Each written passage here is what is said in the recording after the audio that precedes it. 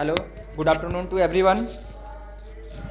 देखेंगे आज फिर हम लोग डिस्कस करने वाले हैं रिकॉन्स्टिट्यूशन ऑफ पार्टनरशिप फर्म, जिसमें आपको टॉपिक आएंगे revaluation of assets and liabilities,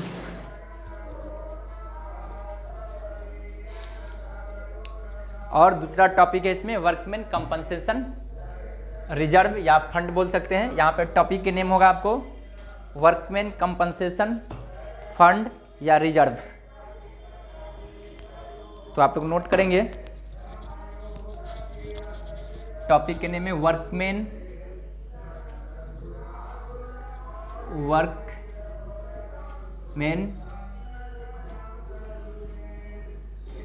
compensation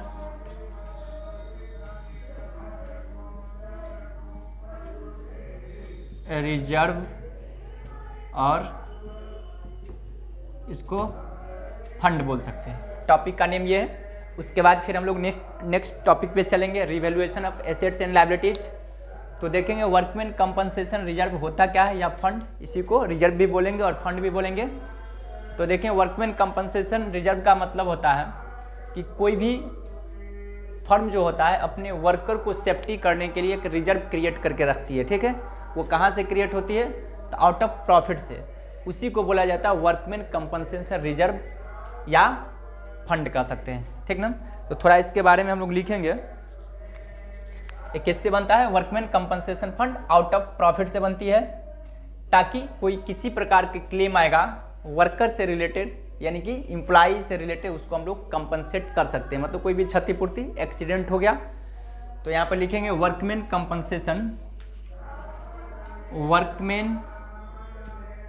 compensation reserve और फंड। वर्कमैन कंपनसेशन, इसका मतलब हम लिखा रहे हैं वर्कमैन कंपनसेशन रिजर्व और fund is a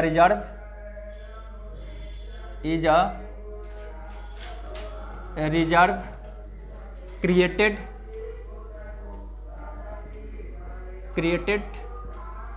out of profit to meet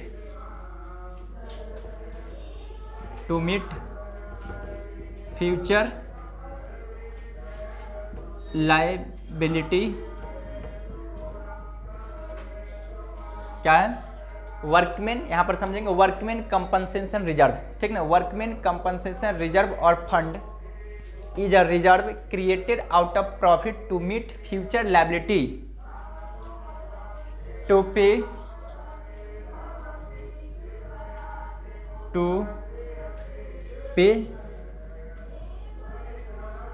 compensation to employees. ठीक ना, अपने एम्प्लॉइज को कंपनसेट करने के लिए वर्कमैन कंपनसेशन फंड बनाई जाती है। यहाँ तक हम लोग समझ गए हैं। थोड़ा मैं कैमरा को सीधा कर रहा हूँ, तब तक आप लोग नोट करेंगे।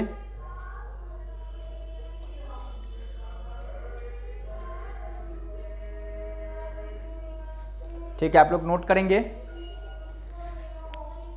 क्या समझे? ये वर्कमैन कंपनसेशन रिजर्व और फंड कहता है is a reserve created out of profit. मतलब ये एक प्रकार का रिजर्व है जो आउट ऑफ प्रॉफिट से क्रिएट की जाती है टू मीट फ्यूचर लायबिलिटी, यानी कि भविष्य में जो किसी प्रकार के लायबिलिटीज होगी, दायित्व होगा। ठीक ना, to pay compensation to employ, मतलब कि कोई कर्मचारी से रिलेटेड किसी प्रकार के जो क्षतिपूर्ति होगा उसको भुगतान करने के लिए ये बनाया जाता है। यहाँ तक समझ गए? इसका मतलब ये फंड है, एक रिजर्व है, एक प्रकार का एक प्रॉफिट का ही पार्ट है क्या? तो अब यहाँ पे हम लोग समझते हैं इसका कई सिचुएशन हो सकती है। ठीक ना, पहला क्या होगा सिचुएशन? इसमें जब क्लेम होगा, इसको कह सकते हैं, इसमें एक तो होगा क्लेम। पहले तो ये हो सकता है सिचुएशन, पहले समझेंगे सिचुएशन क्या क्या हो सकती है।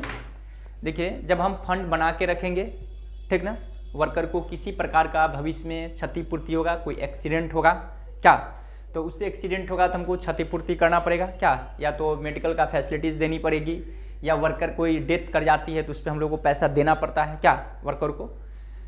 तो अब खुद सोचिए, ये कोई ज़रूरी नहीं कि ऐसा होगा, ये भी हो सकता है सिचुएशन कि जिस ईयर में हम बना के रखें उस ईयर में ऐसा एक भी क्लेम ना आए, पहला ये सिचुएशन हो सकती है, क्योंकि ये तो कोई भी रिजर्व और फंड जो होता है श्योरली जितना बनाते हैं उतना एक्सपेंस होती नहीं है, हो सकता है उससे ज़्यादा भी हो सकती है, उससे कम भी हो सकती है, या इवन ये भी हो सकती है कि खर्च नहीं भी हो क्या, क्योंकि ये तो हम लोग क्या है फ्यूचर के लिए एंटीसिपेट करके रखते हैं कि ऐसा प्रोबेबिलिटीज है जो ऐसा हो सकता है क्या, ऐसा एस्टिमेशन है।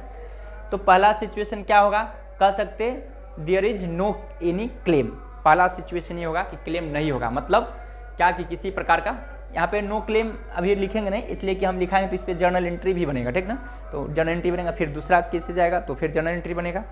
तो पहला क्या होगा, नो क्लेम, मतलब किसी प्रकार के क्लेम नहीं हुआ। इसका मतलब ये हुआ कि आप जो रिजर्व बनाए, जो प्रॉफिट से रिजर्व बना कर रखे, फंड बना कर रखे, तो क्या करेगा वो पैसा सारा का सारा पार्टनर आपस में डिस्ट्रीब्यूशन कर लेगा, ये तो ये बात होगा, क्योंकि यहाँ पर क्या है, क्या था किसी प्रकार के क्लेम नहीं हुआ, तो ये तो प्रॉफिट ही है ना, तो पार्टनर आपस में क्या करेगा, पार्टनर्स अपने कैपिटल को क्रेडिट कर लेगी क्या।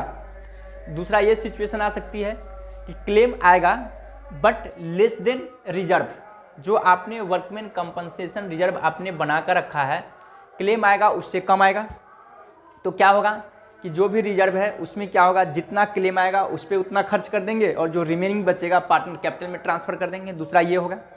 तीसरा ये होगा कि क्लेम जो हम लोग को आएगा उसके इक्वल आएगा, जितना का हम लोग बनाए, मान कर चलिए 10 लाख का बनाए, 10 लाख का ही क्लेम आया तो सारा का सारा पैसा उसी में हम लोग खर्च कर देंगे, ठीक है।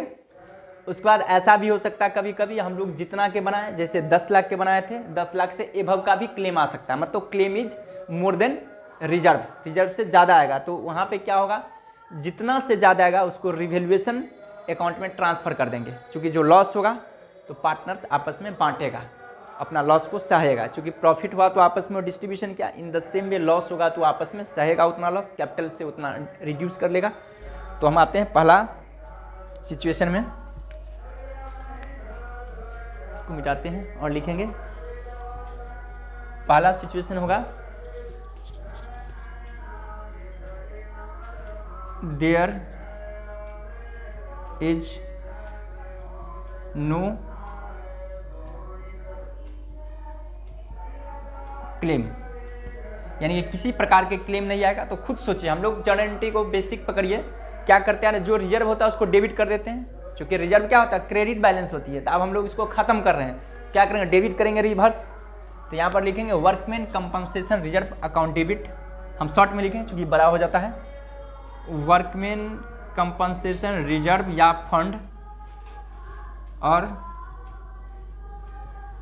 Fund account DR to partners capital account, ठीक है। क्या हुआ, जो रिजर्व हम लोग क्रेडिट करके रखे थे उसको डेबिट कर दिए और पार्टनर्स को कैपिटल उतना से बढ़ गया क्या। दूसरा केस होगा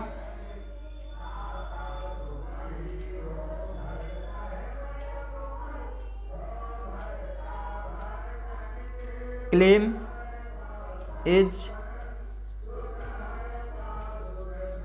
equal to workman compensation reserve account, मतलब जो भी वर्कमैन कंपनसेशन रिजर्व है, अकाउंट कहना उचित नहीं है, वर्कमैन कंपनसेशन रिजर्व बोलिए, रिजर्व जितना है उतना ही क्लेम आएगा, ठीक ना। तो ये तो हर केस में डेबिट होगा ही, क्योंकि क्रेडिट बैलेंस है, तो यहाँ लिखेंगे वर्कमैन कंपनसेशन रिजर्व और fund account debit to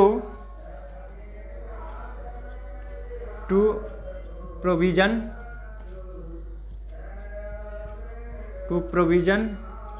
for workman compensation reserve, workman compensation claim account, workman compensation claim account, provision for workman, यहाँ पर इसका फुल नेम आप लिखेंगे नहीं तो कंफ्यूजन होगा, to provision for workman compensation claim, C का मतलब क्लेम अकाउंट।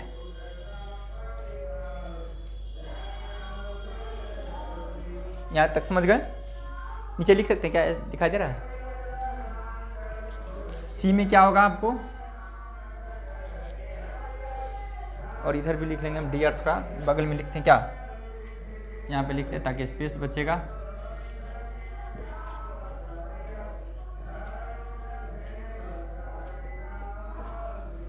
ताकि इस साइड से भी लिख सकते हैं। उसके बाद क्या होगा, एक इक्वल हो गया, एक होगा claim is more than workman compensation reserve होगा, क्या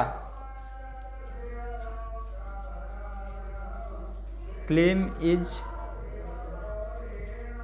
मोर देन वर्कमैन कंपनसेशन रिजर्व। तो workman compensation reserve account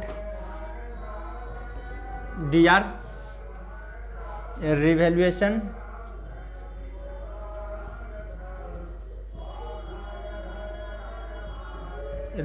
account DR to provision for workman compensation claim account. Revaluation account को डीआर के, चूंकि वर्कमैन तो ईच एंड एवरी केस में होगा ही, to provision for workman compensation reserve account.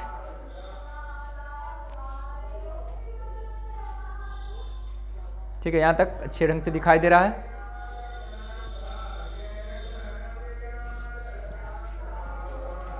उसके बाद आएंगे डी में।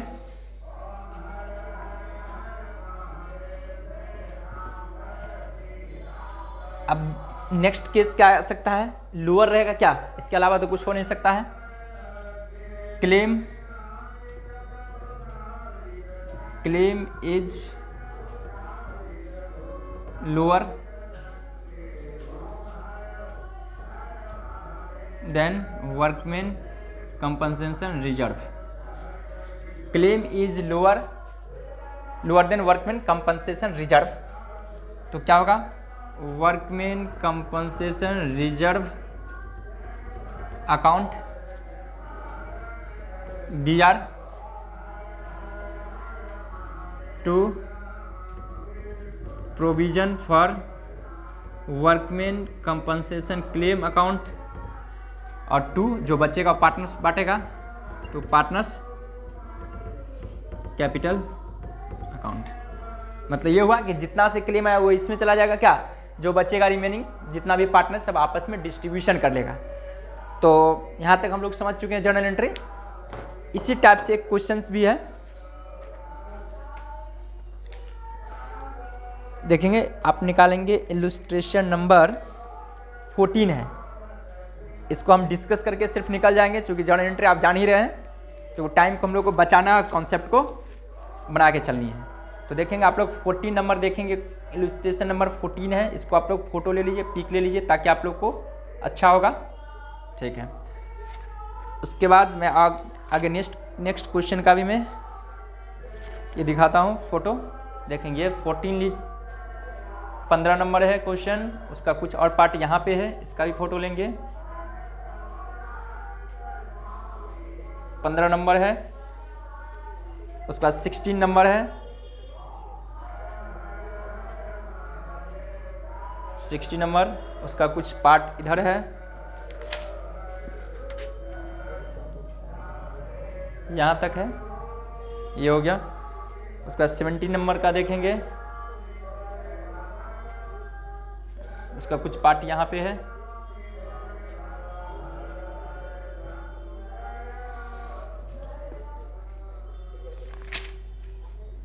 फिर 18 नंबर देखेंगे,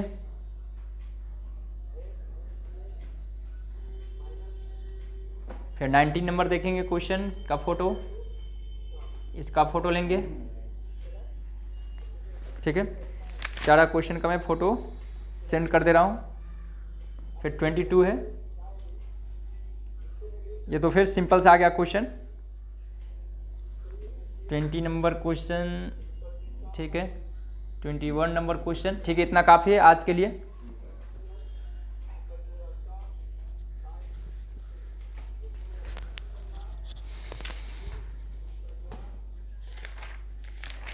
तो अब आते हैं हम लोग क्वेश्चन नंबर 14 पे, जो कि वर्कमैन कंपनसेशन से रिलेटेड क्वेश्चन है। देखेंगे यहाँ पे क्वेश्चन आप लोग पढ़ेंगे और थोड़ा हम निकल जाएंगे यहाँ से, चूँकि क्वेश्चन को हम सॉल्यूशन में करवाएंगे, चूँकि ऑलरेडी आप जान चुके हैं जर्नल एंट्री के बेसिस पे। देखिए पहला क्या कहता है, 14 नंबर में कहता है treatment of workman compensation reserve. कहता है A B and C share profit and loss in the ratio. अब कहता है 5:3:2 का रेशियो में ए बी सी डिस्ट्रीब्यूशन करा, मतलब 5:3 और 2 का रेशियो में। They decide to share futures profit and loss in the ratio of 5:3:2। Future में ये बांट रहा है with effect from 1 April 2020। Workman compensation कहता है रिजर्व एपियर्स एट कहता 6000 in the balance sheet as on 31 March 2020। मतलब workman compensation reserve balance sheet में उसको ये है 6000। So the accounting treatment under the following alternative cases. कहता है if there is no other information. इसका मतलब कोई इन्फॉर्मेशन आया, किसी प्रकार का कोई क्लेम नहीं आया, तो यहाँ पर एंट्री क्या हो जाएगा, देयर इज नो क्लेम है, तो वर्कमैन कंपनसेशन रिजर्व या कोई फंड अकाउंट DR 6000 से टू पार्टनर, मतलब to A's partner capital, to B's partner capital, to C's partner capital 5:3:2 के रेशियो में बांटेंगे। तो 6×5=30 3000, क्या 6×3=1800 और 14×1200। यहाँ तक कॉन्सेप्ट क्लियर। सेकेंड में आएंगे, कहता है if a claim on account of workman compensation 2000 was admitted. इसका मतलब क्लेम जो आया लेस देन क्या आया, रिजर्व से, ठीक ना। इसका मतलब क्लेम इज इक्वल हो गया, ये क्लेम इज मोर देन आया, क्लेम इज लोअर देन, ठीक ना। इसका मतलब वर्कमैन कंपनसेशन रिजर्व यहाँ 6000 लिख देंगे, ठीक है 6000, चूंकि इसको हम थोड़ा शो करते हैं। उसके बाद क्लेम क्या है, provision for workman compensation claim account debit कितना है 2000 आया है, ठीक ना। उसके बाद क्या करेंगे, जो भी पार्टनर है, ठीक ना, to A's partner capital, to B's partner capital, to C's partner capital, ठीक ना। कितना बच रहा है, 4000 बच रहा है, तो 10 हुआ तो 5, यानी कि 2000 इसमें चला जाएगा, 2000 ही नहीं होगा, 10 तो 5×20 क्या 400 से, और 4×3=12, इसमें होगा 4×3=1200 और 4×2=800। कोई दिक्कत, हंस रहे हैं, कोई दिक्कत है क्या? को लगा कोई प्रॉब्लम है क्या, तो कोई बात नहीं। तो 1200 800 ये है, ठीक है। तो ये बन गया क्वेश्चन, देख लेंगे आंसर में। देखिए इस तरह से दिया हो, workman compensation to provision for workman compensation claim account, work provision for workman compensation claim account, यहाँ तक कॉन्सेप्ट क्लियर है। थर्ड में आएंगे, if a claim on account of workman compensation is estimated 8000, यानी कि ज़्यादा आ गया, तो देखेंगे यहाँ पे क्या है, क्लेम इज इक्वल टू, ये क्लेम इज मोर देन है, तो वर्कमैन कंपनसेशन रिजर्व अकाउंट कितना 6000 है, तो 6000 हम लिख सकते हैं, ये 2000 यहाँ पे लिखना पड़ेगा, ठीक ना, तो 8000 यहाँ पे चला जाएगा, क्वेश्चन डन हो गया। देखिए कितना आसान है, सिर्फ कॉन्सेप्ट बेस्ड पे है, हम लोगों को कुछ करना नहीं। अब हम लोग आगे बढ़ेंगे, ठीक है, यहाँ तक कॉन्सेप्ट क्लियर है, अब बन जाना चाहिए। और ये जर्नल एंट्री को माइंड में उतार के रखेंगे एकदम हमेशा, चूंकि एग्जाम में जब भी आएगी यूजीसी नेट को तो टू दी पॉइंट पूछेगा कि यदि वर्कमैन अगर कोई कंपनी जो है वर्कमैन कंपनसेशन रिजर्व उसके बैलेंस शीट में इतना है दिया रहेगा, जैसे इसमें 6000 है, 6000 एपियर है, उसको क्लेम आया, कभी देगा 5000 से भी एक, चूँकि उसमें तो एक ही पूछेगा, यहाँ तो कई है, चूँकि हम लोग को बनाना है, वहाँ हो सकता है कि 5000 क्लेम आया, तो आप उसको कितना से डेबिट करेंगे, कितना से क्रेडिट करेंगे, या कभी ऐसा भी दिया रहेगा 6000 था तो 4000 का क्लेम आया, कभी 6000 दिया हुआ तो 8000 के क्लेम आया, जैसे इसमें था, कोई एक ही रहेगा वहाँ पे एग्जाम में। तो इस तरह से हम लोग क्वेश्चन को सॉल्व करेंगे। यहाँ तक समझ गए वर्कमैन कंपनसेशन से रिलेटेड क्वेश्चन। अब आते हैं हम लोग रिवैल्यूएशन अकाउंट, ठीक है, उसी को बोलते हैं PL एडजस्टमेंट अकाउंट। तो आगे हम लोग बढ़ते हैं, मैं प्रोसेस, आई होप कि आप लोग यहाँ तक समझ गए होंगे। कोड वर्ड हो जाता है क्या होनी चाहिए कोड वर्ड। जैसे देखते हैं कॉमेडी जब होता है तो क्या होता है कि अगर कोई जॉनी लीवर के आवाज़ में बोलता है तो समझ जाता है ये जॉनी लीवर का डायलेक्ट मार, ठीक ना। तो वही जैसे होता है ना कि अब जो बच्चा पढ़ रहा है, तो अगर आप लोग कोई बाहर में बोलेगा ये क्या भी हम बोले, आई होप कि आप लोग समझ गए होंगे। तो समझ जा रहा है कि कहना चाह रहे सुधीर सर के बारे में बोले क्या, एक कोड वर्ड बन जाता।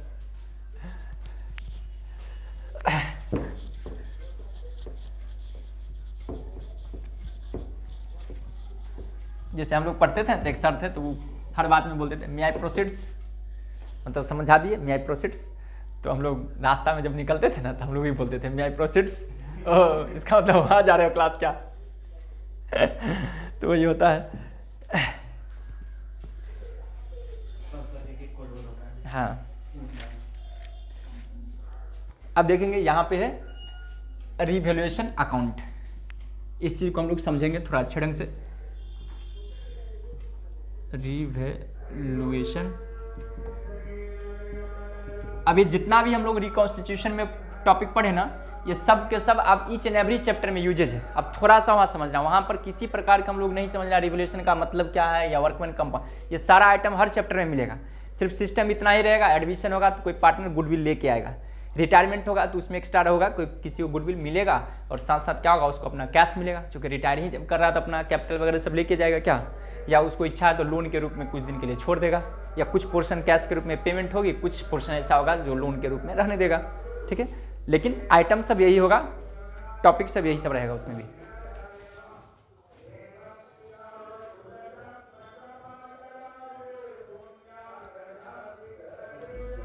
तो देखेंगे रिवैल्यूएशन अकाउंट क्या है। देखिए, रिवैल्यूएशन अकाउंट को दूसरा नाम है पीएल एडजस्टमेंट अकाउंट। इस चीज को भी याद रखेंगे, इसको क्या बोलेंगे, दूसरा नेम है पीएल एडजस्टमेंट अकाउंट, मतलब profit and loss adjustment account, मतलब पीएल एडजस्टमेंट अकाउंट। ठीक है, मतलब प्रॉफिट एंड लॉस एडजस्टमेंट, मतलब एडजस्ट किया जाता है। मतलब इसका मतलब रिवैल्यूएशन अकाउंट जो होता है शो करता है profit and loss account on revaluation of assets and liabilities का। कहने का मतलब ये हुआ कि रिवैल्यूएशन अकाउंट जो होती है वो प्रॉफिट और लॉस शो करती है, किसके लिए, किसके कारण, तो due to revaluation of assets and liabilities, मतलब कि एसेट्स और लायबिलिटी के रिवैल्यूएशन के कारण वो प्रॉफिट और लॉस शो करेगा। समझ गए ना। ये जो बनाया जाता है कोई पार्टनरशिप फर्म के द्वारा बनाई जाती है, कोई दूसरा कंपनी ये सब नहीं बनाती है रिवैल्यूएशन। समझ गए ना, ये पार्टनरशिप फर्म के द्वारा बनाया जाता है रिवैल्यूएशन ऑफ एसेट्स लायबिलिटीज। इसी में चूंकि एडमिशन होता है तो रिटायरमेंट होती है, उसमें तो शेयर होल्डर होता है क्या, उसमें मेंबर तो होता नहीं है।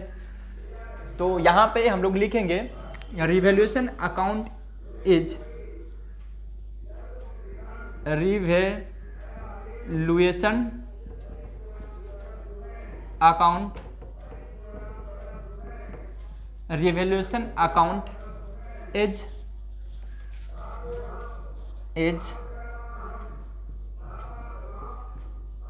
prepared by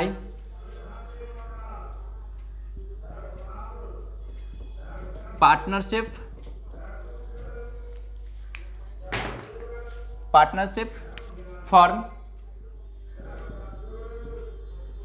firm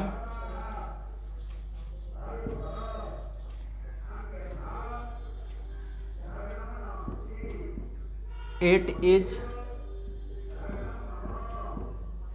showing profit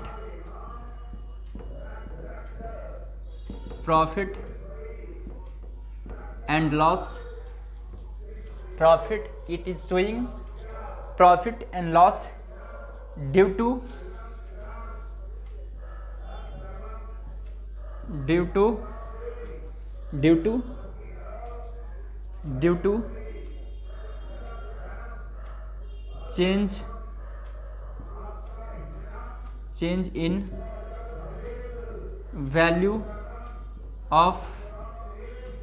due to change in value of assets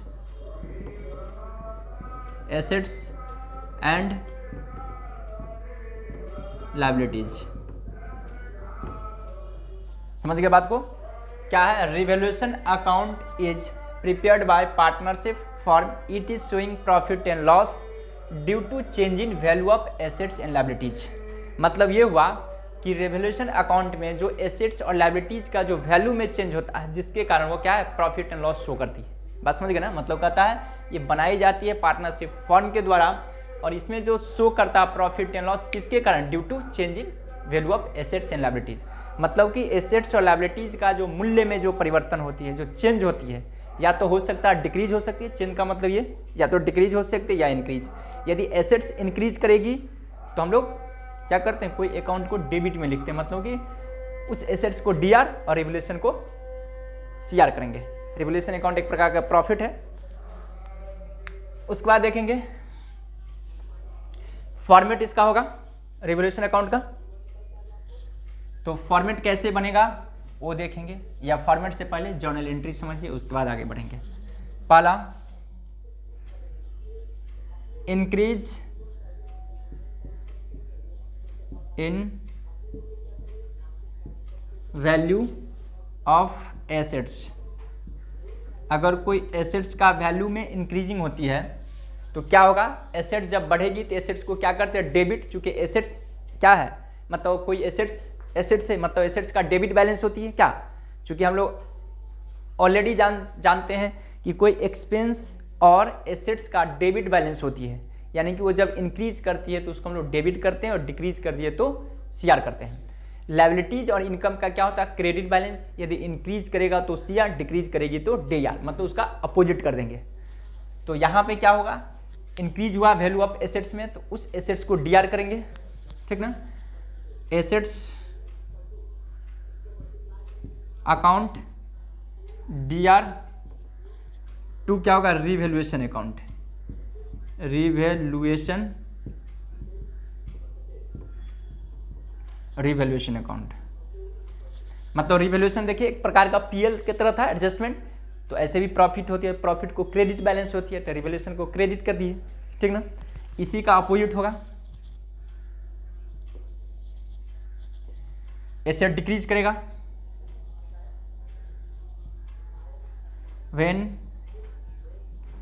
assets decrease, तो इसका रिवर्स एंट्री होगा रिवैल्यूएशन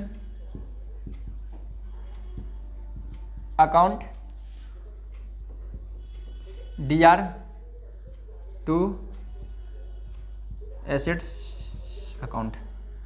यहाँ पे हम लोग को ध्यान रखना, एसेट्स कोई भी हो सकता है, मतलब या तो करेंट हो सकती है, फिक्स कोई भी एसेट्स, ऐसा नहीं समझेंगे सिर्फ फिक्स एसेट्स में ही ऐसा, डेटर में भी हो सकती है, एक्रूड इनकम में भी हो सकती है। हाँ, increase in value of assets, यहाँ लिखे व्हेन एसेट डिक्रीज। बात देखिए यहाँ भी लिख सकते हैं decrease in the value of assets, अपना लैंग्वेज जैसे लिखिए। तीसरा व्हेन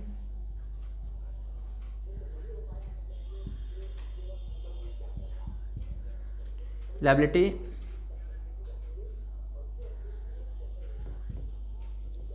डिक्रीज, तो लायबिलिटीज डिक्रीज होती है तो उसको डेबिट करते हैं क्या, liabilities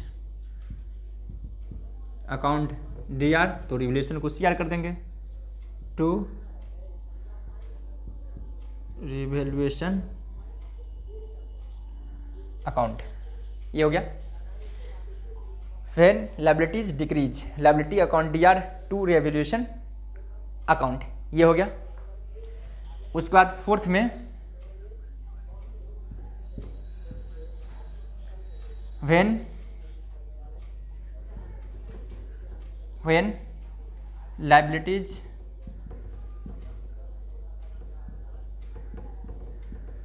increase, when liabilities increase तो ये होगा रिवैल्यूएशन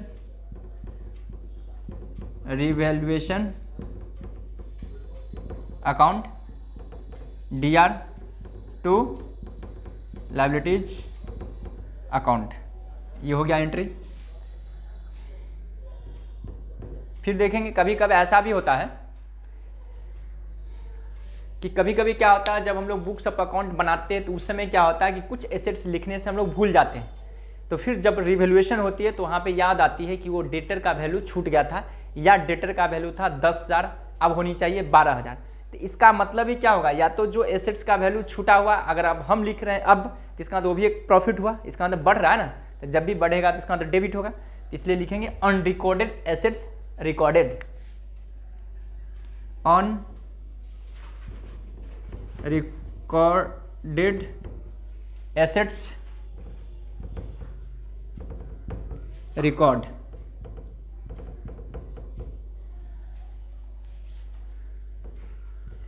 मतलब इसका मतलब ये हुआ कि जिस एसेट्स को हम लोग लिखे नहीं थे आप उस एसेट्स को लिख रहे हैं, ठीक है। तो एसेट्स बढ़ रहा है तो डेबिट होगा, तो रिवैल्यूएशन क्रेडिट हो जाएगी। यानी लिखेंगे assets account DR to revaluation, ठीक है। इन द सेम जब एसेट्स के साथ ऐसा हो सकता है तो लायबिलिटीज के साथ भी हो सकती है, तो लिखेंगे ऑन रिकॉर्डेड लायबिलिटीज को जब रिकॉर्ड करेंगे तो यहाँ लिख देते हैं इनवर्स एंट्री, चूंकि स्पेस नहीं तो इसलिए हम लिख दिया, आप लोग लिख लेंगे सीधे रिवैल्यूएशन अकाउंट डेबिट, वहाँ पे हो जाएगा क्या चीज, revaluation account debit to liabilities account, ठीक है। आप लोग लिख लेंगे, हम इनवर्स एंट्री लिख दिए। उसके बाद क्या होगा कि इस रिवैल्यूएशन अकाउंट में या तो प्रॉफिट होगा या लॉस होगा, क्या, क्योंकि यहाँ पर बोल ही रहा है कि revaluation account show A profit and loss account, मतलब प्रॉफिट या लॉस शो करेगा। वो जो प्रॉफिट होगा आपस में क्या करेगा, पार्टनर डिस्ट्रीब्यूट कर लेगा, क्या, इन किस रेशियो में, ओल्ड रेशियो में। लॉस होगा तो भी पार्टनर बांटेगा। तो अब खुद सोचिए, यदि प्रॉफिट होगा तो पार्टनर को कैपिटल को क्रेडिट करनी चाहिए या डेबिट, क्रेडिट करनी चाहिए, ठीक है। तो इसका मतलब जब प्रॉफिट होगा तो एंट्रीज क्या हो जाएगा, revaluation account debit to partners capital account. यहाँ तक समझ गए, तो यहाँ पे लिखेंगे, नीचे दिखाई दे रहा है वहाँ से,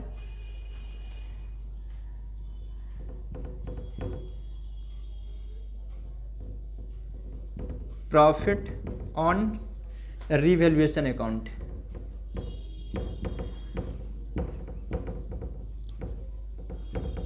ठीक। तो रिवैल्यूएशन अकाउंट डेबिट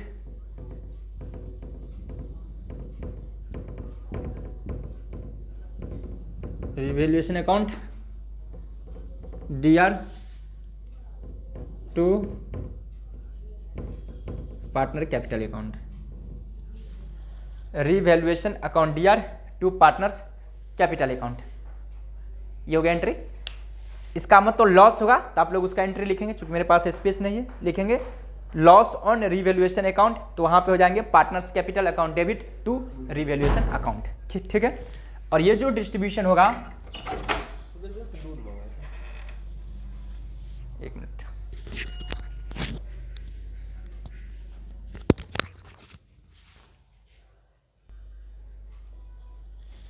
तो अब आप लोग यहां तक समझ गए। तो आप देखेंगे इसका, इससे रिलेटेड जो प्रैक्टिकल क्वेश्चन है उस पर हम लोग बढ़ेंगे आगे। तो मेरे समझ से क्वेश्चन है आपको, फॉर्मेट ऑफ रिवैल्यूएशन अकाउंट है, तो मेरे समझ से बनाने की कोई रिक्वायरमेंट नहीं है। सिर्फ देखिए जर्नल के बेसिस पे क्या है, आप एक माइंड में फॉर्मेट बनाइए, ऐसे हम छोटा सा बना दे रहे हैं एक लाइन में। ये PL अकाउंट की तरह बनेगा,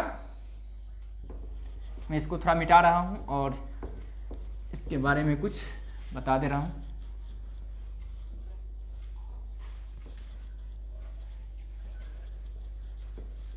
ये जो प्रॉफिट होगा किस रेशियो में डिस्ट्रीब्यूशन होगा, ओल्ड रेशियो में। रिवैल्यूएशन का प्रॉफिट जो होगा ओल्ड रेशियो में बटेगा। एनी हाउ, कोई भी सिचुएशन हो, कोई भी एनी ओकेजन हो, चाहे वो रिटायरमेंट हो, डेथ हो, ठीक ना, या एडमिशन का केस हो या रिकॉन्स्टिट्यूशन का, तो ये ओल्ड से ही बढ़ता है। क्योंकि पहले का वैल्यू ना अब फिर से रिवैल्यूएशन कर रहे हैं, इसका मतलब पहले का जो भी प्रॉफिट लॉस होता है सब ओल्ड रेशियो में डिस्ट्रीब्यूशन होती है। तो जैसे देखेंगे रिवैल्यूएशन का एक छोटा सा हम यहाँ पे एक फॉर्मेट बना रहे हैं, एक लाइन में कुछ इस तरह से बनेगा फॉर्मेट PL अकाउंट की तरह। यहाँ पे मैं लिखूंगा रिवैल्यूएशन अकाउंट। तो खुद सोचिए, जब मेरा एसेट्स बढ़ा था, इंक्रीज किया था, तो क्या लिखे थे, assets account debit to revaluation. इसका मतलब इस साइड जाएगा, इसलिए हम कोड वर्ड लिख दे रहे हैं, एसेट्स जब इंक्रीज करेगा तो इस साइड लिखा जाएगा क्या। इसका मतलब लायबिलिटीज का उल्टा होता है, यानी कि डिक्रीज करेगा तो लायबिलिटीज, यदि डिक्रीज, ऐसे एरो को मतलब डिक्रीज कर रहा है, और एसेट्स इंक्रीज करा है तो इधर आएगा।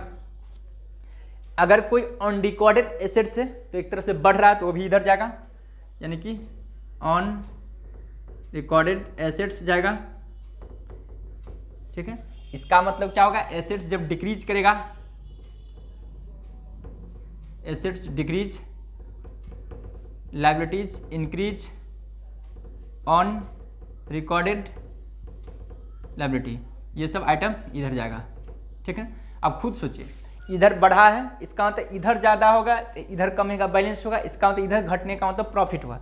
चूंकि एसेट्स बढ़ने का जो भी आइटम है तो प्रॉफिट का पार्ट हो गया ना, इसका मतलब इधर ज़्यादा इधर कम, तो जो बैलेंस निकलेगा वो प्रॉफिट कहलाएगा।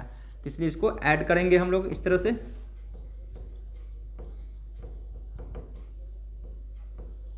तो यहाँ पे जो आएगा इसको लिखेंगे partners capital account, A B जो भी है इसका बैलेंस को यहाँ लिख देंगे। समझ गए। यदि इधर घटती है तो लॉस, क्यों, क्योंकि इधर का पोर्शन ज़्यादा इधर कम, इसका मतलब लॉस का पोर्शन ज़्यादा है। क्या, तब ना देखिए एंट्री क्या बना, profit on revaluation account. Entry क्या लिखा है, revaluation account debit to partners capital. इधर का पार्ट के क्या होता है, अगर पार्टनर कैपिटल लॉस होता, मान के चलिए बाय लॉस, तो पार्टनर्स कैपिटल ही होता, तो ए बी होता। इसका मतलब A's capital account debit, B's capital account debit to revaluation account. ठीक है, जर्नल एंट्री यहाँ से बन जा रहा है और जर्नल एंट्री के बेसिस पे हम लोग को ये बन जा रहा है लेजर। चूँकि आप हम लोग बच्चे नहीं है कि सिर्फ जर्नल पे दिमाग लगाएंगे, सीधे लेजर बोला तो लेजर पे दिमाग लगाएंगे। ठीक है, ये नहीं कि जर्नल को याद रखेंगे उसके बेसिस पे, तो यदि वो गलती सोचे तो यहाँ पे भी तो गलती हो जाएगी ना। क्या ऐसे सोचेंगे, सीधा सीधे ये समझेंगे प्रॉफिट शो करा है तो ऐसे भी पीएल अकाउंट को क्रेडिट साइड में हम लोग इनकम लिखते थे, तो यहाँ इनकम का सेंस एसेट्स का वैल्यू बढ़ गया, इसका मतलब प्रॉफिट हुआ। लायबिलिटीज का वैल्यू घट गया, प्रॉफिट हुआ। क्योंकि किसी को 10 लाख देना था, अब 8 लाख रुपया देना पड़ रहा है, तो क्या हुआ, आपको प्रॉफिट हुआ ना। क्या, या आप हम लोग पढ़े थे किस में, इन्फ्लेशन अकाउंट में जो था ना गेन और लॉस करके, तो वहाँ भी उल्टा होता था। एसेट्स इन्फ्लेशनरी में क्या होता, बढ़ता था, उसको लॉस बोलते थे मॉनेटरी। क्यों, क्योंकि वहाँ पर पेमेंट की बात हो रही है, किसी को बढ़ा के हमको देना पड़ेगा ना। जैसे हम आपसे सामान खरीदे, ठीक ना, आज 10,000 रुपया में और आपको 12,000 रुपया देना पड़ा, जो उसका वैल्यू में बढ़ गया। तो इसलिए एसेट्स में देखें क्या होता था, वहाँ उल्टा हो जाता था। एसेट्स के सिचुएशन पे क्या होता था, लॉस होता था, मॉनेटरी लॉस, और लायबिलिटीज में जो चेंज होता था तो उसको मॉनेटरी गेन बोलते थे। इन द सेम वे यहाँ तो सिर्फ क्या है, ये तो अपना है, तो अपना बढ़ रहा है तो फायदा ही है ना। हाँ, यही किसी को देना होता बढ़ा करके तो फिर लॉस होता। क्या, तो ये फंडा क्लियर हो गया। अब हम लोग आते हैं एक क्वेश्चन पे आते हैं, देखेंगे क्वेश्चन 15 नंबर क्वेश्चन है। आज इस चैप्टर की एंड हम लोग कर देनी है। अब देखिए जहाँ तक संभव हो, चूँकि क्वेश्चन मेरे समझ से 28 इस तरह से कहता, P Q and R sharing profit in the ratio of 5:3 they decide to share their future profit as 4:3 with effect from 1st April 2019. On that date, the following revaluation have taken place: book value और revised value। मतलब पहले से था book value का मतलब, revise मतलब अब इसका वैल्यू इतना हो गया। प्लांट मशीनरी 50 से हो गया 40,000, इसका मतलब घटा। लैंड और बिल्डिंग का दिया हुआ अगर वगैरह जो भी यहाँ दिया हुआ। फिर नीचे पढ़िए क्या कहता, partners agreed that revise value of assets and liabilities are to be recorded in the books, give necessary journal entry in the books of firm on account of change in the profit sharing ratio। देखिए कहता क्या है कि partners जो है अब revise assets को अपने बुक्स में शो करना चाह रहा है। मतलब पहले से ये था बुक वैल्यू 50,000, 80,000, 44, अब लिखना चाह रहा है 40,000, 1,00,000, 50,000 जो इस सेट का है वो। तो इसका मतलब क्या हुआ, एसेट्स कुछ घटा भी होगा, कुछ बढ़ा भी होगा, लायबिलिटीज़ में भी इंक्रीज हुआ होगा, डिक्रीज हुआ होगा। तो इसके लिए हम लोग को एंट्रीज बनाना पड़ेगा, जो अभी हम लोग एंट्री पढ़े हैं। समझ गए ना। तो देखेंगे यहाँ 15 नंबर में सबसे पहले है प्लांट एंड मशीनरी। ठीक ना, तो हम क्या करते हैं, सबसे पहले जितना भी एसेट्स है उसको एक ही एंट्री करते हैं, समझिए, नहीं तो बार बार एंट्री बनाना पड़ जाएगा। तो ये होगा अगर बढ़ रहा है तो, घट रहा है तो भी देखेंगे। तो एक बढ़ने का एक पार्ट रखते हैं, एक घटने का। तो पहला में देखिए घटने का, तो घटने का ही सब खोजते हैं। देखिए प्लांट मशीनरी यहाँ पर क्या घटा है। फिर देखें लैंड बिल्डिंग बढ़ गया तो इसको अभी छोड़ते हैं। इन्वेस्टमेंट देखिए बढ़ा है। सन्डी डेटर घटा है तो इसको ये ले लेंगे। ट्रेड क्रेडिटर तो ये हो गया। आउटस्टैंडिंग एक्सपेंस तो हो गया। लायबिलिटीज हो गया। फर्दर ये हो गया। ठीक ना। तो हम लोग को अल्टीमेटली प्लांट और एक क्या था, सन्डी डेटर, दो आइटम जो हम लोग को क्या हुआ है, घटा है। इसका मतलब एसेट्स घटता है तो उसको क्या करते हैं, सीआर करते हैं क्या, तो इसका मतलब रिवैल्यूएशन को डीआर करेंगे, पहली बात। दूसरी बात, लायबिलिटीज में क्या होता है, लायबिलिटीज का भी दो कैटेगरी, बढ़ेगा तो क्रेडिट क्या, तो लायबिलिटीज को भी छांटते हैं जो बढ़ा है ताकि साथ साथ क्रेडिट कर देंगे। तो लायबिलिटीज को देखिए, लायबिलिटी आपको दिया यहाँ से ट्रेड क्रेडिटर क्या घटा है, तो घटता है तो डेबिट हो जाती है क्या। फिर आउटस्टैंडिंग एक्सपेंस से 11,200 से 12,000 बढ़ा है, तो बढ़ता है तो क्रेडिट होगा, इसका मतलब आउटस्टैंडिंग एक्सपेंस को भी क्रेडिट कर देंगे। तो यहाँ पे हो जाएंगे 15 नंबर क्वेश्चन में revaluation account DR to plant and machinery, P and M का मतलब समझेंगे प्लांट एंड मशीनरी। दूसरा क्या था, प्लांट एंड मशीनरी के बाद क्या था, सन्डी डेटर था, एस डेप्टर था, उसके बाद आउटस्टैंडिंग एक्सपेंस था। तो प्लांट मशीनरी कितना से घटे, देखिए जितना से घटेगा वो वैल्यू लिखेंगे या जितना से बढ़ा, तो 10,000। उसके बाद सन्डी डेटर देखेंगे, डेटर आपको है 1,20,000 से हो गया 1,00,000 तक, 20,000 से घटा। उसके बाद आउटस्टैंडिंग एक्सपेंस देखेंगे 800 से बढ़ा क्या, तो इसको 800 लिखेंगे, तो हो गया 30,800, ये हो गया। अब इंक्रीज करने वाला देखते हैं आइटम होगा तो उसको डीआर करेंगे, तो रिवैल्यूएशन को सीआर कर देंगे। तो देखिए यहाँ पे लैंड है आपको 80 से 1,00,000 हो गया, तो इसको डीआर करेंगे, land and building account DR कितना 20,000 है। उसके बाद क्या है, इन्वेस्टमेंट भी बढ़ा है 6,000 से, इन्वेस्टमेंट अकाउंट डीआर कितना है 6,000 है ना, 6,000 हो गया। उसके बाद है आपको डेटर तो हो गया था, ट्रेड क्रेडिटर देखिए घटा है, तो इसको क्या करेंगे, घटा है कि बढ़ा है, ट्रेड क्रेडिटर, अगर हाँ घटा है तभी तो डेबिट करेंगे, तो क्रेडिट होता। ट्रेड क्रेडिटर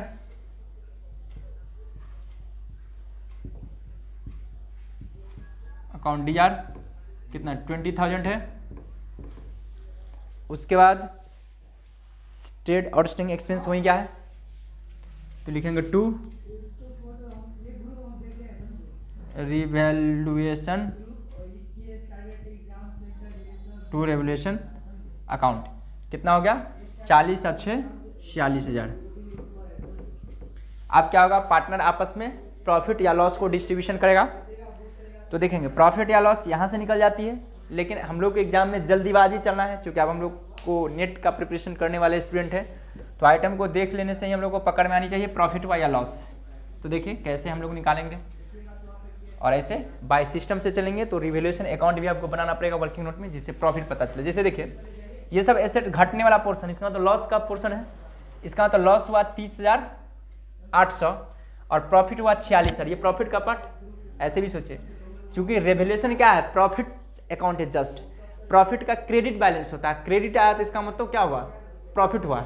हम लोग हर एक पोर्शन पे कॉन्सेप्ट बना के चलेंगे, ये नहीं कि वहाँ से यहाँ के कॉन्सेप्ट से नहीं चलेंगे, एकदम टू दी पॉइंट सोचेंगे।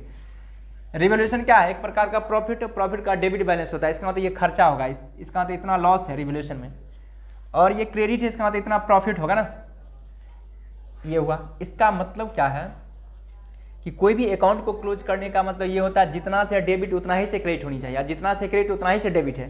तो ऑलरेडी 46,000 से क्या हो चुका है, क्रेडिट हो चुका है, इसका मतलब हम लोग को डेबिट करना पड़ेगा 46,000 से।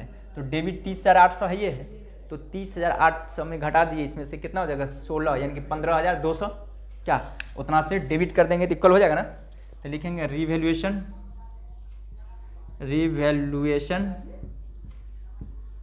Account DR to partners capital, क्योंकि पार्टनर बांटेगा, पार्टनर का नियम होगा ना यहाँ पे, देखिए तो पी क्यू 3 पार्टनर है, टू पी टू क्यू और आर। इससे भी पता चला क्रेडिट हो रहा है कैपिटल, इसका मतलब प्रॉफिट हुआ होगा। यहाँ पर नरेशन में लिख देंगे being profit on revaluation account, आप लोग समझने के लिए लिख लेंगे यहाँ पे। तो कितना हुआ था लिस्ट किए थे 15,000, रेशियो कितना था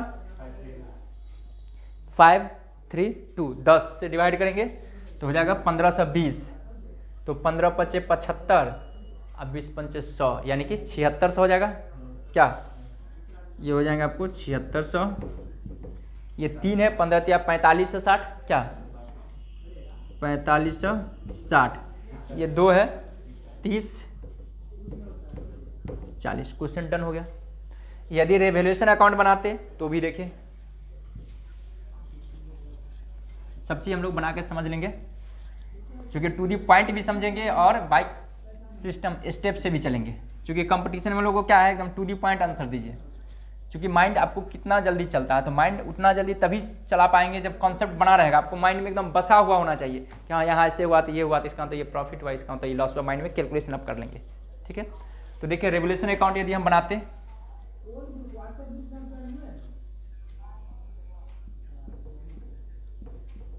रिवैल्यूएशन अकाउंट तो कुछ इस तरह से बनता।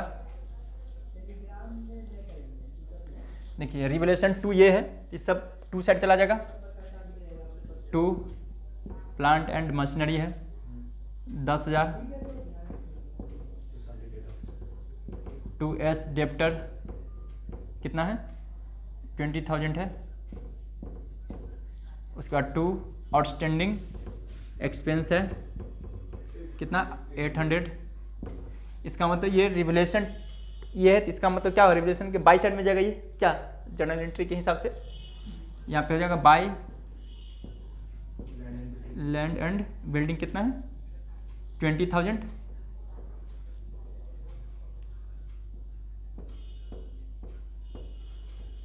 उसके बाद क्या है इन्वेस्टमेंट है, इन्वेस्टमेंट कितना था 6,000 है, उसके बाद क्या है ट्रेड क्रेडिटर 20,000, ऐड करेंगे कितना होगा 46 होगा,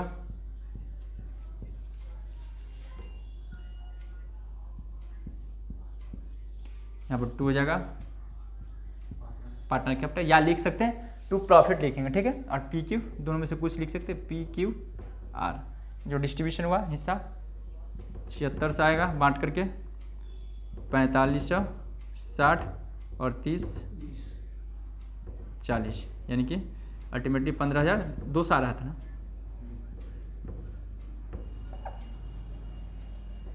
देखेंगे क्वेश्चन डन हो गया ना, कितना अच्छा क्वेश्चन था।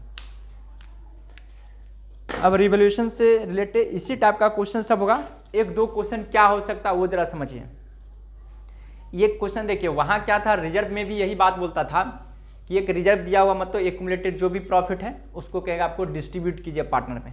इससे पहले जो हम लोग पढ़े थे वहाँ पे क्या किए, क्योंकि कोई भी प्रॉफिट जो रिजर्व होती है, कोई फंड होती है, प्रॉफिट होता है, उसका क्रेडिट बैलेंस होता है, तो हम लोग उसको राइट ऑफ कर रहे हैं मतलब ख़त्म कर रहे हैं, इसका तो उसको डेबिट करके ख़त्म करेंगे। 2 पार्टनर्स कैपिटल हो गया मतलब पार्टनर कैपिटल में उतना अमाउंट बढ़ गया। ठीक ना। दूसरा क्या वहाँ पे बोलता था, आपको विदाउट जनरल रिजर्व और पीएल अकाउंट को क्लोज किए बिना आप जर्नल एंट्री मारिए, बोला गया था ना। इसका मतलब क्या हुआ कि जनरल रिजर्व जितना बुक्स ऑफ अकाउंट में है उतना ही शो करेगा, और रिजर्व को जब बांटते थे तो इसका मतलब क्या होगा, अब जो बैलेंस शीट बनेगा रिजर्व शो नहीं करेगा, ये होता था। या ये कहता था कि आप पास नेसेसरी एडजस्टमेंट जर्नल एंट्री, उसका भी मतलब वही होता था क्या, तो वहाँ पर क्या करते थे, गेनिंग से डीआर और सेक्रीफाइजिंग से सीआर करते थे। तो एक ट्रिक बताए थे कि ओल्ड रेशियो से सीआर करेंगे और न्यू रेशियो से डीआर कर देंगे। ठीक ना, जो बैलेंस आएगा उस तरह से एंट्री करें। इन द सेम वे यहाँ पे भी बोलेगा, कहेगा क्वेश्चन में कि इतना इतना एसेट्स लायबिलिटीज का वैल्यू हो गया, पार्टनर चाह रहा है कि विदाउट इफेक्ट उसका बुक्स ऑफ अकाउंट को आप एक एडजस्टमेंट जर्नल एंट्री बना दीजिए, मतलब इस सारा के जगह पर कोई एक ही जर्नल एंट्री बना दीजिए। तो वहाँ पे हम लोग क्या करेंगे, फिर वहाँ पे भी यही कहेगा, इस सारा काम करते पहले वर्किंग नोट में चला जाता है। ये बात को जरा समझिए, एक लंबी सा कहानी बनता। क्या, पहले कॉन्सेप्ट पे आइए, पहले क्या करते, ये जर्नल एंट्री बनाकर एक लेजर बनाते ताकि हमको पता चलता 15,200 प्रॉफिट हुआ। अब क्या करते उसके बाद 15,200 प्रॉफिट जब हुआ तो अब क्या करेंगे, गेनिंग रेशियो निकालेंगे, क्योंकि वहाँ पर दिया रहेगा न्यू रेशियो और ओल्ड रेशियो, तो गेनिंग और सेक्रीफाइसिंग रेशियो निकालेंगे, उस रेशियो से अमाउंट को इसको डिस्ट्रीब्यूशन करेंगे, तो एक जो जर्नल एंट्री बनेगा वो फाइनल आंसर होगा। लेकिन कहानी ये रहेगा, ये सब चलते रहेगा, तब एक आंसर निकलेगा 2 लाइन में। लेकिन उतना हम लंबा क्यों जाएंगे, क्योंकि हम लोग तो अब यूजीसी नेट का प्रिपरेशन करने वाले, एक ही लाइन पर सीधे वहाँ मुद्दा पे पहुँचेंगे, वो पूछता क्या है, ठीक ना। तो कुछ नहीं करेंगे, सिर्फ और सिर्फ देखेंगे, क्या करेंगे, जितना भी देखेंगे जो प्रॉफिट हुआ। अब तो हम लोग समझ रहे हैं कि अगर बिल्डिंग बढ़ रहा है, प्लांट बढ़ रहा है तो प्रॉफिट हो रहा है, तो सबको मान लेंगे प्रॉफिट हुआ। बात को जरा समझिए, जितने चीज़ घट रहा है उसको मानेंगे लॉस हुआ, उसको घटा बढ़ा लेंगे, वहीं पे कोई जर्नल एंट्री की आवश्यकता नहीं है। तो अपने आप इफेक्ट निकलेगा कितना, 15,200। और सीधे यहीं से क्या करेंगे, ओल्ड रेशियो से सीधे वही बात करेंगे। देखिए मान कर चलिए लैंड, बिल्डिंग, प्लांट, मशीनरी जैसे यहाँ पर दिया हुआ है, तो आप तो हमको आइटम से पता चल रहा है ना कि प्लांट बढ़ा 10,000 तो लॉस हुआ, उसको लॉस कैटेगरी में रखेंगे। बिल्डिंग और लैंड का वैल्यू बढ़ा तो इसको प्रॉफिट के कैटेगरी में रखेंगे, तो प्रॉफिट को एक जगह जोड़ लेंगे, लॉस को एक जगह जोड़ के घटा लेंगे, तो डायरेक्ट ये आ जाएगा 15,200। इतना करने की कोई आवश्यकता नहीं है, पहली बात। यहाँ ना बोला है, लेकिन अब आने वाला क्वेश्चन में बोला है ना, जब बोलेगा पास कहेगा नेसेसरी एडजस्टमेंट एंट्री, मतलब एडजस्ट कीजिए, मतलब ये कि बुक्स ऑफ अकाउंट में किसी प्रकार का प्रभाव नहीं पड़नी चाहिए, ठीक ना। और उसका जो एडजस्टमेंट है, मतलब हिसाब किताब भी हो जानी चाहिए। इसका मतलब ये हुआ एडजस्टमेंट जर्नल एंट्री का मतलब क्या है कि कुछ एसेट्स घटा बढ़ा, तो उसमें ये कहता आप 3 मान कर चलिए हम लोग बिजनेस मिलके कर रहे हैं, तो आपस में अपने पैसे लेन देन करके बराबर कर लीजिए, लेकिन जो लिखा हो उसको वही रहने दीजिए, ठीक ना। पास एडजस्टमेंट जर्नल एंट्री और विदाउट इफेक्ट ऑफ बुक का मतलब यही होता है, ठीक ना, कि आपको एक ही जर्नल एंट्री मारना है। इसका मतलब ये कि कोई डेबिट हो रहा है, इसका तो उसको पार्टनर को कैपिटल से घटा लिया जा रहा है, और कोई पार्टनर क्रेडिट हो रहा है, इसका मतलब उसको उतना से ये कर दिया जा रहा है, मतलब कि बढ़ा दिया जा रहा है, ये हुआ। और ये सब जो पहले से जैसे बुक वैल्यू 50,000, 80,000, 44,000 यही लिखा जाएगा। अब समझ गए ना बात को। आगे पढ़ते हैं, वैसा टाइप के है क्वेश्चन कि नहीं होगा ही, थोड़ा लेट से मिलेगा क्वेश्चन। ABC are कथा partner in the firm sharing profit and loss in the ratio of 3:3 their balance sheet as on 31 March 2019 was as follow, ठीक है, इस तरह से दे दिया। फिर नीचे हम पढ़ रहे हैं पहले, on this date they decide that in future she will get 1/5 share in profit, यानी कि कहता है फ्यूचर में, ठीक ना, कहता है decide that in future she will get 1/5 share in profit. C जो है से प्रॉफिट का 1/5 लेगा। पहले से कौन सा रेशियो था, पहले से था 3:3 था। They further decide that the building be valued at कहता 80,000, stock to be reduce by 6,000 and provision for doubtful डेब्ट to be reduce by 4,000। Pass journal entry in the books of the firm regarding the revaluation of assets and prepare revaluation account. आपको revaluation account बनाना है। ये जो profit सी को मिल रहा है 1/5, इससे कोई मतलब नहीं। आपको क्या बोला, आपको पास नेसेसरी, सिर्फ बोला पास journal entry regarding revaluation. Revaluation का मतलब ये एसेट्स लायबिलिटी में कोई भी चेंजेज हुआ उससे रिलेटेड आपको बनानी है, ये बोला है। और रिवैल्यूएशन अकाउंट भी बोला है, तो प्रॉफिट के लिए तो हमें बनाना पड़ेगा ही। तो देखिए यहाँ पे बैलेंस शीट दिया हुआ है, एडजस्टमेंट दिया हुआ है, तो इसमें कैसे बनेगा। यहाँ पे जो लिखा है जिस एसेट्स के बारे में, उसी में या तो घटा होगा या बढ़ा होगा, और सब वही होगा, तो उसमें कुछ नहीं करेंगे। बात को जरा समझिए, क्योंकि बुक्स ऑफ अकाउंट में जो पहले से है वो तो है ही, लेकिन बाद में जिसका वैल्यू दिया उसमें ना कोई चेंज हुआ होगा, तभी तो दिया ना। और जिसके बारे में नहीं लिखा है इसका मतलब उसका वैल्यू वही रहेगा, ठीक है। तो यहाँ पे फिर आते हैं हम लोग, और आप लोग क्वेश्चन घर पे बनाइएगा, नहीं तो पता नहीं चल पाएगा, समझे। हम इसलिए बोले थे कि आप लोग क्या कीजिएगा, जो प्रैक्टिकल क्वेश्चन है ना उसको घर पे प्रैक्टिस कीजिएगा, और ताकि हमसे पूछ सकिएगा, क्योंकि बनाइएगा तभी दिक्कत होगा। क्योंकि कहा गया है मोर स्टडीज मोर प्रॉब्लम, ज़्यादा पढ़िएगा ज़्यादा दिक्कत होगा, नहीं पढ़िएगा कोई दिक्कत नहीं होगा। क्या, हाँ नहीं पढ़ेगा तो प्रॉब्लम नहीं होगा, नहीं तो प्रॉब्लम हर इंसान को होता है, ये हमेशा याद रखें। तो आप देखेंगे सबसे पहले क्या दिया हुआ है, कहता decide that the building be valued eight 80,000। Valued देखिए, कभी इसमें 2-3 लैंग्वेज लिखे है, इसे आपको पकड़ना है। वैल्यूड एट का मतलब उसका मूल्य इतना हो गया, इसका मतलब आपको कंपेरिजन करना है कि पहले से कितना था अब हो गया 80। तो आप देखिए उसे पता चलेगा घटा या बढ़ा, तो बिल्डिंग बैलेंस शीट में इसका मतलब होगा, तभी उसके बारे में लिखा है। तो देखिए लैंड एंड बिल्डिंग था कितना का, बिल्डिंग है 60,000 का, अब हो गया 80,000, इसका मतलब 20,000 बढ़ा। पहले क्वेश्चन को समझिए। उसके बाद stock to be reduce by 6,000, इसका क्या समझेंगे, स्टॉक का वैल्यू 6,000 से घटा, ये समझेंगे। इसको कंपेरिजन करने की कोई आवश्यकता नहीं है। लैंग्वेज को जरा पकड़िएगा, देखिए क्या लिखा है, देखिए इसलिए हम पहले समझा रहे। Stock to be reduce by 6,000, stock 6,000 से घटा, या कन्फ्यूजन होगा तो बाई जहां लिखा रहेगा तो समझिए इतना से घटा या बढ़ा। बाई का मतलब ये इतना के द्वारा, देखिए क्या होता है बाई माने के द्वारा, यहाँ रिड्यूस लिखा है तो इसका मतलब 6,000 से सिर्फ घटा, यहाँ कंपेरिजन करने की कोई आवश्यकता नहीं। एट वैल्यूड का मतलब उसको इतना मूल्य लगाया गया, इसका मतलब ये कि पहले से कितना था अब इतना है, तो कंपेरिजन से पता चलेगा कि लॉस हुआ या प्रॉफिट हुआ। बात समझिए। एंड का था प्रोविजन फॉर डॉटफुल डेप्ट टू बी रिड्यूस बाय 4,000, इसका भी मतलब ये बाई लगाया, इसका मतलब इतना से रिड्यूस हो गया, घट गया। समझ गए ना बात। तो यहाँ पर आते हैं, प्लांट क्या था, पहले था बिल्डिंग, तो बिल्डिंग क्या था, पहले था 60,000 से हो गया 80, बढ़ा, तो इसका मतलब डेबिट करेंगे क्या, तो building account debit to revaluation account. ठीक है, कितना से था, ये था। देखिए इसमें कई जन एंट्री लिखा, कंबाइन नहीं करेंगे नहीं तो कन्फ्यूजन हो जाएगा। यहाँ पे एक जगह लिखा था उसमें कंबाइन कर दिया, यहाँ 1 by 1 लिखेंगे। ठीक है, आंसर सेम आएगा। तो बिल्डिंग कितना से बढ़ा, 20,000 से। ये नहीं देखना कि बुक में उस तरह से दिया हुआ है, ठीक ना, आपको आंसर फाइनल उतना ही आएगा। क्योंकि जो 1 by 1 कर रहे हैं, क्योंकि यहाँ एडजस्टमेंट टाइप का दिया हुआ नहीं तो कन्फ्यूजन हो जाएगा आप लोग। हम तो बना ही देंगे तो हमको तो कोई दिक्कत नहीं एडजस्टमेंट करके एक ही एंट्री में। अब दूसरा क्या था, स्टॉक में था stock to be reduce by 6,000, घटा 6,000 से, इसका मतलब revaluation account debit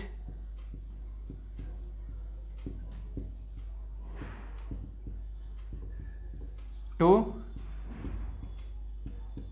stock account. अभी तो रिवैल्यूएशन ही हम लोग को बनाना पड़ रहा है, अकाउंट भी बनाना पड़ेगा, उसके बाद बैलेंस शीट भी। तो समझिए फाइनल इसका मतलब समझ आएंगे कि क्यों घट रहा है बढ़ रहा है। आगे आपको बैलेंस शीट भी बोलेगा, क्योंकि इसका मूल्य में इतना हो गया तो अब तो बैलेंस शीट कुछ अलग ना हो जाएगा। तो कितना 6,000 हो गया। उसके बाद नेक्स्ट में देखिए क्या था, प्रोविजन फॉर डॉटफुल डेप्ट टू बी रिड्यूस बाय 4,000। तो प्रोविजन फॉर डॉटफुल डेप्ट एसेट्स होता है या लायबिलिटी, पहले इस चीज़ को हम लोग को डिसाइड करना पड़ेगा। तो कोई भी लायबिलिटीज, कोई भी प्रोविजन रिजर्व आंख बंद के समझिए लायबिलिटीज होता है, ठीक ना। प्रॉफिट का कोई भी पार्ट ही लायबिलिटी होती है, ठीक ना। तो इसका मतलब ये घटा एक बढ़ा है, वो देखिए तो कहता है रिड्यूस बाय इतना, इसका मतलब घटा तो लायबिलिटी घटती है तो डेबिट क्या, तो प्रोविजन फॉर, हाँ तो हम एक ही 1 by 1 लिखे, प्रोविजन फॉर डॉट फुल डेप्ट account DR to revaluation account. कितना था, 4,000 है। अब एक ही था, इसी को देख करके देखिए कितना प्रॉफिट हुआ लॉस।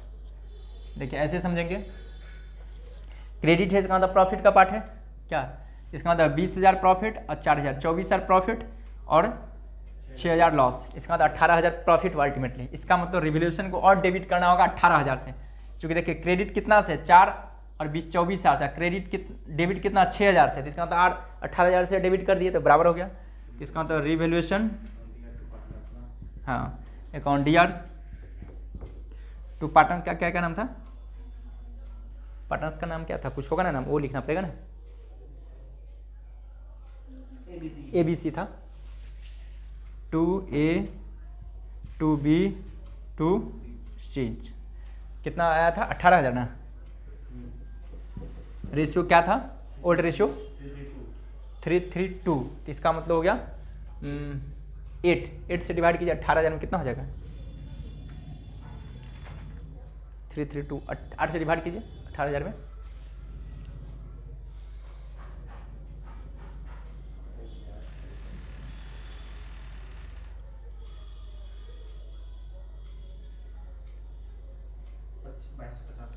बाईस 50।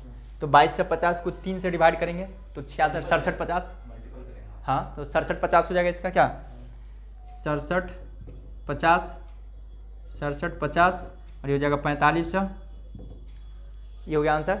देखेंगे, देखिए आ गया ना किधर का क्वेश्चन, देखिए 6750, 6750 और 4500। रिवैल्यूएशन अकाउंट आप बना लेंगे, हमको बनाने की आवश्यकता नहीं, तो टाइम वेस्टेज है। इसी तरह डेबिट क्रेडिट यहाँ पर लिख लेंगे क्या। फिर कहता है revaluation account and revise balance sheet. आप देखिए यहाँ से बैलेंस शीट भी बोला है बनाने के लिए, ठीक ना। तो हम लोग आज रहने दिए तो फिर कन्फ्यूजन क्या, और बता दें, ठीक, इसको मिटा दें। अब यहाँ पे क्या होगा, जैसे बैलेंस शीट बोला है बनाने के लिए, तो हम लोग को क्या है, कैपिटल अकाउंट भी बनाना पड़ेगा। आप बोलिए क्यों, क्योंकि कैपिटल अकाउंट बनाएंगे तभी तो बैलेंस शीट में कैपिटल लिखेंगे। तो जैसे आपको सारा इन्फॉर्मेशन दिया रहेगा, सिर्फ और सिर्फ बैलेंस शीट भी बोलेगा तो आपको सारा एडजस्टमेंट बनाना ही पड़ेगा, इसलिए कि बैलेंस शीट फाइनल हो गया ना। तो फाइनल अमाउंट जब लिखने जा रहे हैं तो सारा एडजस्टमेंट करने के बाद वहाँ पर लिखा जाएगा। तो देखिए 17 नंबर, देखिए द फॉलोइंग इतना है, कहता द पार्टनर से इतना prepare necessary ledger account and revise balance sheet. देखिए लिखा है ना 17 नंबर में, वो तो 16 नंबर था ना, 17 नंबर की बात बता रहे हैं। तो देखिए यहाँ पे 17, वो था 16, आप 17 पे आए ना। देखिए इसमें भी क्या है, एक्स वाई दो पार्टनर है। फिर कहता the partner share profit and loss in the ratio of 3:2 है from 1 April 2019। They agreed to कहता share profit and loss equally. For this purpose the followings were agreed upon. कहता building are to be valued at, कहता इतना valued at का मतलब इतना valuation लगाया गया, इसका मतलब कंपेरिजन करने को है, ठीक है। Current value of furniture is to be taken at इतना, इसको भी ऐड किया, मतलब कि इतना वैल्यूशन लगाया गया 45, तो कंपेरिजन करने से पता चलेगा। ए प्रोविजन फॉर डॉटफुल डेप्ट 10% is to be made on debtor. देखिए प्रोविजन फॉर डॉटफुल डेप्ट को बोला आप 10% रखना है, तो अब क्या होगा, जो डेटर है उसका 10% निकालेंगे तो एक्चुअल वैल्यू आएगा, और पहले से दिया होगा कुछ ना कुछ, उससे कंपेरिजन करेंगे पता चल जाएगा। अगर नहीं होगा तो इतना से बढ़ा, अगर होगा तो कंपेरिजन करेंगे। समझ गए बात, इस तरह से लैंग्वेज से आपको पकड़ना है। इससे पता क्या चला, हम लोगों को क्वेश्चन को प्रैक्टिस करना पड़ेगा। तो सबसे पहले क्या बोला था निकालने के लिए, प्रिपेयर नेसेसरी लेजर अकाउंट। कौन कौन सा लेजर बनेगा वो आप बताइए। यहाँ पर जर्नल एंट्री की कहानी खत्म बोला है।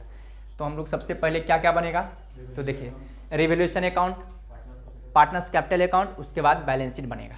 क्योंकि बैलेंस शीट बोला भी क्यों, क्योंकि रिवैल्यूएशन बनाएंगे तभी पता चलेगा कि एसेट्स लायबिलिटी में चेंजेज हुआ है, तो उसमें प्रॉफिट या लॉस हुआ है, ठीक है। ये लेगा क्या, थोड़ा देर रुको, 10-15 मिनट, 15 मिनट रुक जाओ। तो क्या हुआ, हाँ उसे पता चलेगा कितना प्रॉफिट हुआ लॉस, तो कैपिटल में ऐड होगा ना। उसके बाद कैपिटल बनेगा तभी तो रिवैल्यूएशन जाएगा उसमें, कैपिटल अकाउंट में। और जब कैपिटल अकाउंट बन जाएगा तभी तो पता चलेगा कि क्लोजिंग कैपिटल कितना है, और क्लोजिंग कोई भी बैलेंस होता है वही जाता है बैलेंस शीट में। क्या, क्योंकि balance sheet at the end of year में बनती है, तो at the end of year का जो वैल्यू होगा वो लिखेंगे क्या। तो रिवैल्यूएशन अकाउंट डायरेक्टली बनाते हैं हम।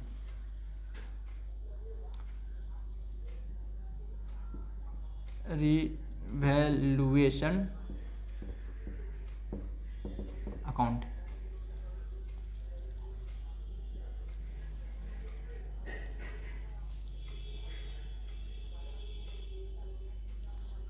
रिवैल्यूएशन अकाउंट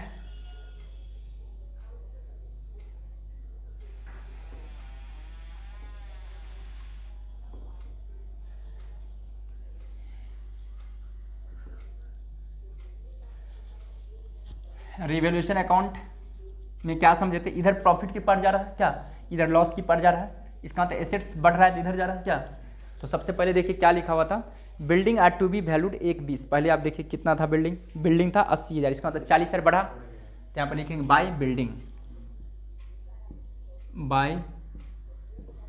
बिल्डिंग अकाउंट कितना 40,000।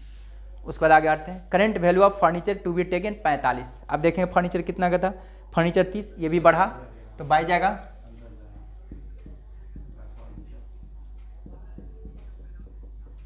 कितना 15,000। उसके बाद क्या है, प्रोविजन फॉर डॉटफुल डेप्ट का था 10% is to be made on debtor. तो डेप्टर जी को पहले खोजते हैं कितना दिया हुआ है, डेटर है 50,000। तो देखिए पहले से नहीं था, इसका मतलब जो भी आएगा वो टोटल का टोटल बढ़ेगा। प्रोविजन क्या होता है, लायबिलिटीज होती है, लायबिलिटी बढ़ेगा तो सीआर, या लॉस का पार्ट हुआ तो टू साइड लिखेंगे। तो डेटर जी कितना है, 5,000 का है क्या, तो लिखेंगे टू प्रोविजन फॉर डाउटफुल डेप्ट। 50,000 के निकालेंगे कितना है, 10% कितना होगा, 5,000 होगा। यहाँ तक समझ गए, कोई दिक्कत? इससे पता चला क्या प्रॉफिट हुआ है क्या, इन दोनों को ऐड करेंगे 55,000 हुआ, यहाँ भी ऐड किए,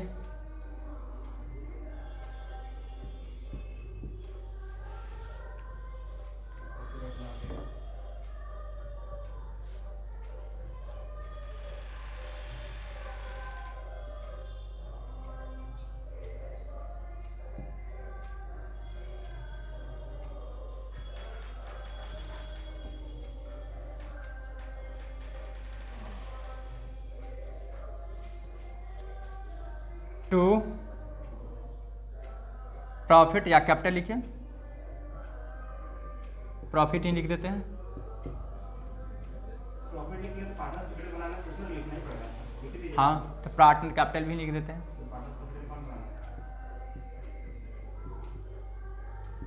क्या नाम था, एक्स वाई ना था, है? एक्स वाई कितना हुआ, 50,000 होगा। रेशियो देखिए क्या था, 30,000 और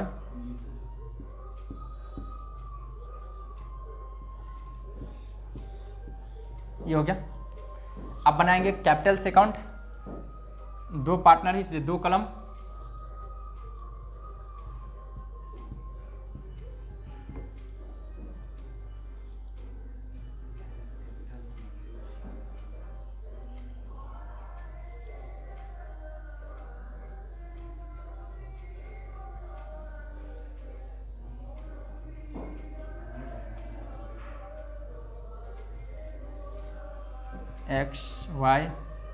एक्स वाई, ठीक है।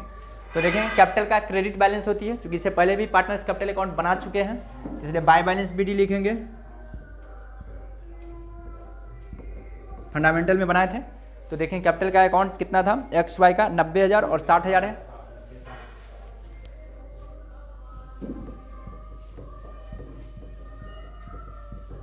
ये हो गया। उसके बाद ये जो प्रॉफिट आया तो टू साइड जाएगा, क्रॉस क्या हम बता दें, कैपिटल बढ़ेगा सीआर करेंगे, और ऐसे भी देखिए टू है तो ये बाय आ जाएगा। रिवैल्यूएशन अकाउंट या रिवैल्यूएशन प्रॉफिट बोलिए, 30,000 और 20,000 है नहीं इस पर, ठीक है। कोई रिजर्व वगैरह होगा तो हम बोले थे ये डिस्ट्रीब्यूट कर लेगा। तो देखिए कोई रिजर्व टाइप का कोई आइटम है तो कैपिटल है, उसका क्रेडिटर, कोई रिजर्व नहीं। अगर क्या होता, कोई प्रॉफिट होता, रिजर्व होता तो ये डिस्ट्रीब्यूट कर लेता, ठीक ना, लेकिन ऐसा कुछ है नहीं। बस ये क्लोज कर देंगे यहीं पे, ड्राइंग वगैरह भी नहीं है। ये हो गया 1,20,000, ये हो गया 80,000।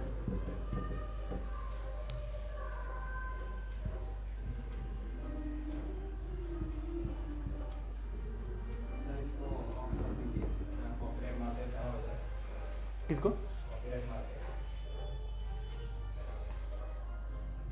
टू बैलेंस सी डी,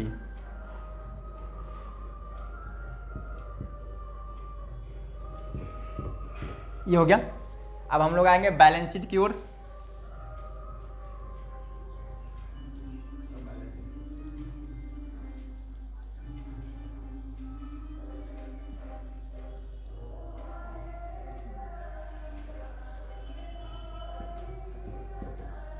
ठीक है, तो बैलेंस शीट में सबसे पहले कैपिटल लिखेंगे क्या, कैपिटल एक्स है और वाई है। एक्स का कैपिटल कितना है, 1,20,000 है, और यहाँ पे कितना हो गया, 2 लाख हो गया। कोई जनरल रिजर्व वगैरह होता वो लिखते। लायबिलिटीज में क्रेडिटर है, क्रेडिटर्स का देखिए कितना वैल्यू है, अब तो मेरे सामने लायबिलिटीज है नहीं, अगर आपको इच्छा है तो देखेंगे प्रोविजन फॉर डॉट फुल डेप्ट यहाँ लिखिए, और नहीं तो इधर लिखेंगे तो डेटर में से घटा कर लिखेंगे, दोनों बनाएंगे सही होगा, सिर्फ टोटलिंग में अंतर होगा लेकिन आंसर सेम रहेगा। जैसे कि इधर लिख सकते हैं और उधर 45 लिखें। हाँ, अगर देखिए अगर 5,000 जो प्रोविजन फॉर डॉट फुल डेप्ट है उसको लायबिलिटीज मानेंगे तो यहाँ लिख देंगे, तो यहाँ पर पूरे 50,000 ही शो करेंगे डेटर। अगर यहाँ 5,000 नहीं लिखते हैं तो यहाँ 45,000 लिखेंगे, 50 में से 5,000 लेस करके, ठीक है, क्योंकि नेट इफेक्ट सेम होता है तो हम यही लिखते हैं, वहीं पर लेस करके लिखेंगे। इसको टोटलिंग यहीं से हम कर दे रहे हैं, ये हो जाएगा 2,50,000। अब एसेट्स में हमारे पास कौन कौन सा था? बिल्डिंग था, फर्नीचर था, डेटर था। क्या? बिल्डिंग, फर्नीचर और डेटर। बिल्डिंग अब हो गया 1,20,000। क्या? स्टॉक भी तो ऐसा स्टॉक ऐसे लिख रहा है। हाँ तो स्टॉक भी लिखेंगे। बिल्डिंग कितना वैल्यू हो गया? तो 1,20 ना। फर्नीचर हो गया था 45,000। स्टॉक का वैल्यू बोलेंगे कितना है? स्टॉक जो बुक वैल्यू वही रह जाएगा क्योंकि इसका वैल्यू में कोई चेंजेस नहीं हुआ है। डेप्टर होगा 50,000 माइनस लेस कर देंगे प्रोविजन माइनस 5,000, ये होगा 45,000। अब देखेंगे बैलेंस शीट मैच कर जाएगा। कैश भी है। कैश है तो कैश ऊपर ही लिखिए या नीचे लिखिए? नीचे लिखिए कैश इन हैंड कितना? 20,000। तो जुड़िए 1,20,000 और 20 40 और 90 2,30,000 और 20 50 2,50,000। क्वेश्चन डन हो गया। ठीक है, ओके। आज की क्लास यहीं पे ओवर हो रही है, नेक्स्ट टाइम में आएंगे फिर